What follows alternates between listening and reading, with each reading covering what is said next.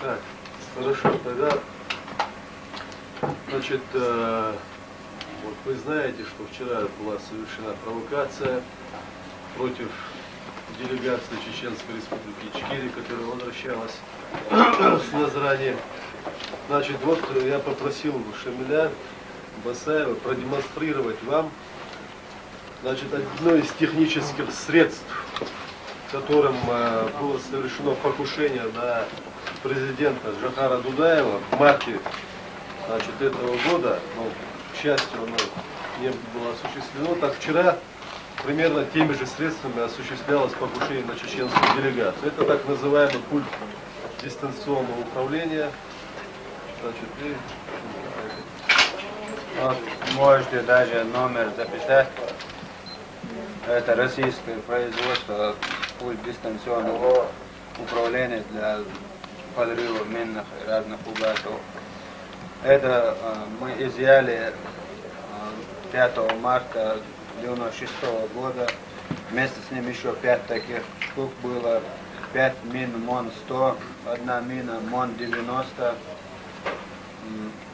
1 автомат АКМ с глушителем, 1 автомат винторез новой бесшумной стрельбы.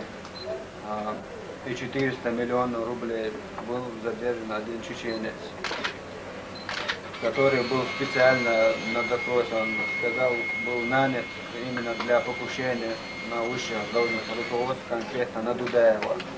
Но вот мы его поймали. У него вот были изъяты вот эти вещи. Это все российского производства. Вот здесь есть инструкции по пользованию. А вот сам пульт.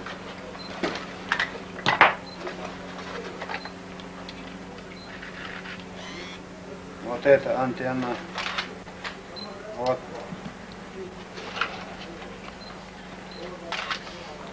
Это вот оно, предохранитель. Ничего у нас не рванет? Нет.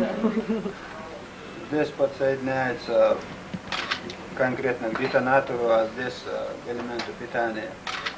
Вот именно такими дистанционными пультами вчера тоже были произведены взрывы, что примечательно, взрывы были осуществлены минами МОН-100 и МОН-90. То же самое. На эти цели были израсходованы большие деньги. Вы знаете, также было совершено покушение на Маскатова, это в Цацанюрте, тоже вот так дистанционным пультом были произведены взрывы, в результате которых погибли мирные жители. И вот вчерашние взрывы тоже были осуществлены таким же методом. Если они могут наглым образом подкупать тоже военных здесь в Чечне, могут нарушать договор, могут нападать на делегации, гарантии безопасности, которым дало само российское руководство, российское государство.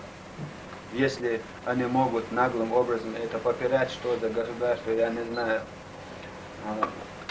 Но расчет, видимо, был сделан на то, что это полностью сорвет переговоры, потому что покушение там готовилось действительно серьезно, и просто волей случая погибших нету, хотя есть раненые. Но, слава Богу, у них все, что они задумали, не получилось.